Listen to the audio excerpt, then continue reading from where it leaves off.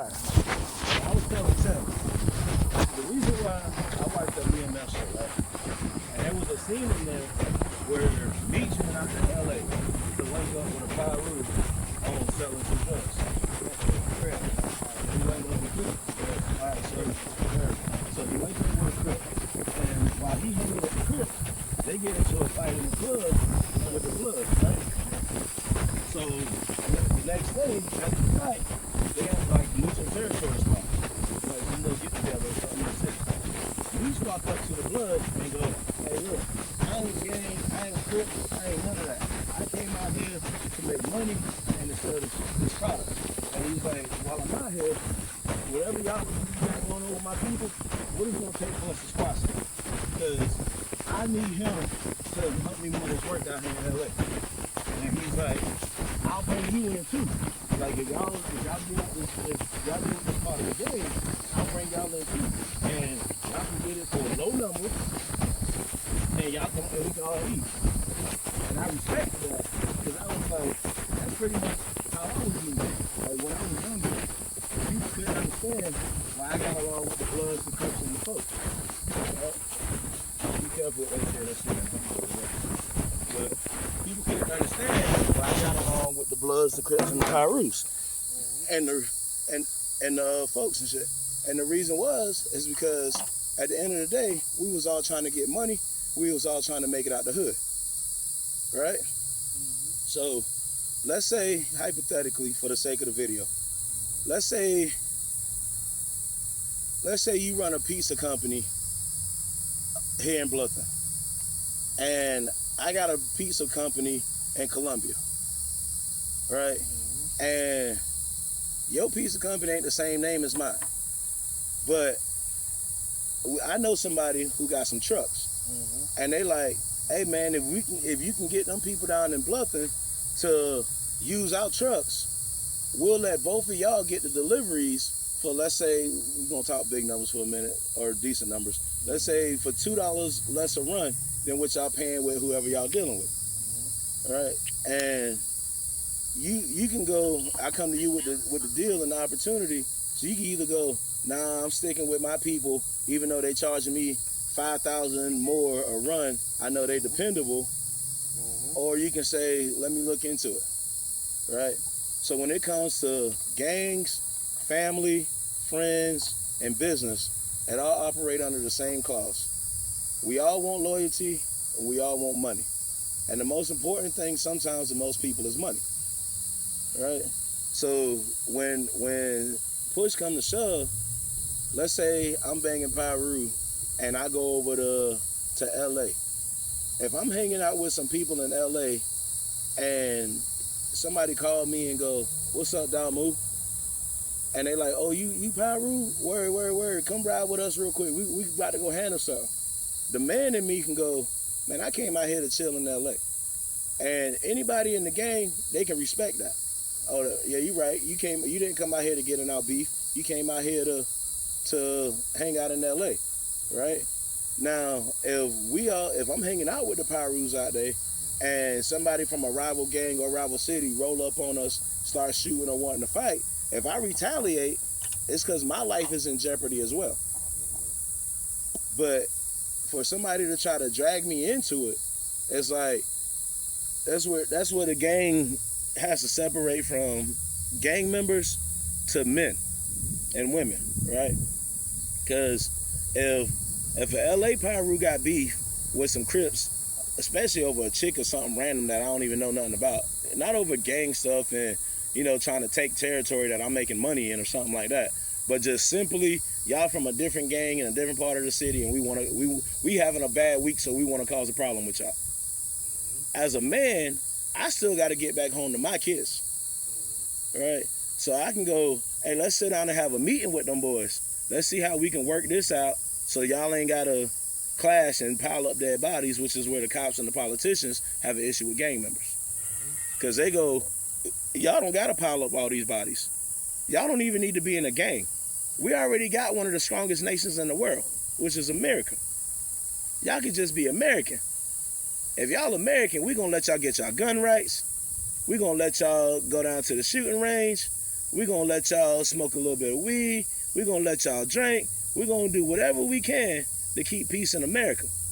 If any foreign country come over here and try to go to war with America, we hope y'all defend us just like we would defend y'all. Right? So that's America as a nation. But so many subdivisions are now in America, whether it be religion, occupation, family, friends, or gangs, that the smaller groups are causing chaos and making it look bad on the large group as a whole. So what the hell Tim issue was? Oh, he don't have an issue. Y'all had a debate on the movie or something? No, we was just He seen the movie? I mean, he seen he watched a little bit, but he don't know the details like we know it. Tim, me and him started talking about business, and he was talking about how one of his checks at his job, he was supposed to have 84 hours, and he felt like he was getting shorted. So I was going over the taxes with him. I was basically telling him, I'm gonna give a low number. I'm like, if you make $600 a week, he just walked off to go clean up. But I'm like, if you make $600 a week and you got taxed by the week, then over a 2-week period, you'll make more money. But if you get paid every 2 weeks and got taxed after 2 weeks, then they're going to take more money. Right? Because if they tax $600, they're only going to tax it like $86. But if they tax $1,200, they're going to tax it like $240, $260. So if they tax the $600 on $80, if they did that every week, that's $160. But if they tax the whole $1,200 over a 2-week period, then they're going to take an additional, like, I think it's like $80. So I was like, you're not really being short money. They just tax you differently because of how you get paid. And then we got this discussing management and stuff like that, and how some managers, like, one of the examples was if a customer came in and spent $60 and half of their order was wrong. So let's say I'm the manager in this situation. A customer comes into the establishment, they spent $60 and half their order is wrong. I can give them a remake, and if they're still angry, then I can give them a full refund, right? So if I give them a full refund on the 60, plus our remake was wrong, let's say there's $40 worth of product wrong. So now they got $100 worth of inventory, and I can look at it as, oh, now my store is out $100 worth of inventory, or I can look at how much it actually costs to make the product and say my store is out $40. But on the bright side, that customer comes in every 2 weeks and spend the same $60, right? So let's say we're working in the Pizza Hut. If a customer comes in and buy 2 meat lovers and a Supreme every 2 weeks, and then they get their Supreme and somebody made it a Super Supreme. So we remake it a Supreme, but they're so angry because they had a bad day. Not because they're a bad customer, they're just having a bad day. So if I give them that $100 worth of product on the house because they're having a bad day, and then they come back the other 51 or the other 20, 25 times in a year, I'm still going to make $1,420 off of that customer as a business, right? But if they're having a bad day and I piss them off even more, then they're not going to come back the rest of the year, and now I'm out $1,420 or the $1,560 if that first order that I'm fixing didn't get messed up. You know what I'm saying? Like if a customer spends $60 every 2 weeks in a business, that is $1,560 a year. So as a business owner, I make a decision and go, or a business manager, I make a decision and go ahead and give them that $100 on the house today, because I know they're coming back in 2 weeks. And they're going to come back happier because we made it right. Not only did we make it right, we gave them the refund. So they still coming back, right? It's the equivalent every. Another water coat? Yeah. You get it, boy. I don't want It's on the back side of the tent. You got to open it up. But where? It's inside? Yeah. It's under them blankets. I just threw them jumps over there because I was trying to find a shirt to come meet you. I messed around and broke the light the other day. The light still worked, but we had a little. Well, Tim and JoJo had a little scuffle back here the other day. 2 days ago, and then me and JoJo almost got into it last night or yesterday evening. And I can't go into all the details just in case I do post this video. But Jojo, who the hell is that? the light skin dude with the dreads that was back here, or brown skin dude with the dreads. Oh, Yeah, I forgot his real name, but I knew you told me. yeah, he told me his name, and then it's like, yeah, they call me JoJo. But the point of the situation was, like I told Tim, when bruh came back here, when I offered him a spot to lay his head, I was like, he was like, man, you need something from Walmart? I got this credit, this, that, and third. I was like, bruh, I don't need anything. Just do what you gotta do to get on your feet, right? So then for like 2-3 days, he's like, you sure you don't need something? You sure you don't need something? You sure you don't need? I was like, you know what, bro? I do need some supplies. And if you need the cash, this is what I need, X, Y, and Z. And I give you the cash or give you half of it or whatever, right? He goes out and don't bring any of it back. And he has an excuse, right? So I was like, don't worry about it, bro.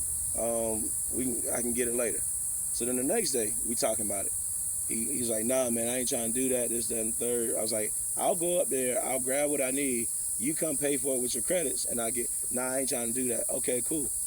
So after a week of him coming back here saying, hey, I'll get this and not get it. I'll get this and not get it. I'm like, bro, I don't need that type of energy around me. Because at that point, I looked at him like, bro, you're not even a man of your word. Like, we back here, let's call it thugging it out. We back here thugging it out, camping or whatever. We still in town. So if I let you have a place to lay your head, I know in your mind you may feel the same thing that I had in another situation. For the sake of the video, not gonna use names. But when homie came back and brought some food and stuff, I was like, I'm good. I got enough. Keep that for yourself. That's me saying I am settled as a man. I am stable as a man, and I'm not trying to take from somebody who's trying to get it. Like, it's a difference if the person came to me and let's say they had $1,000 and they decided to spend $100 on waters, on cases of water. So let's say $7 a case. Let's say they buy 12 cases of water, and they go, hey, here, bro, here's a case of water. I'm okay with accepting that because they have an abundance.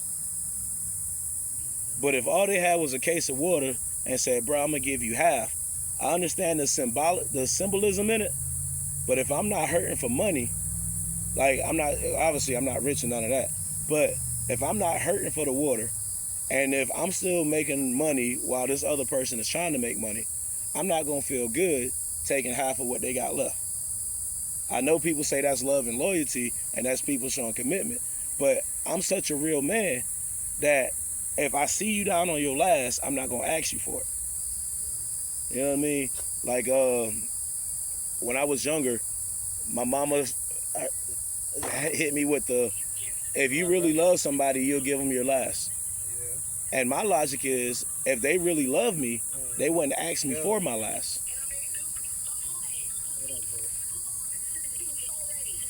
Yeah. I'm gonna end the video right here.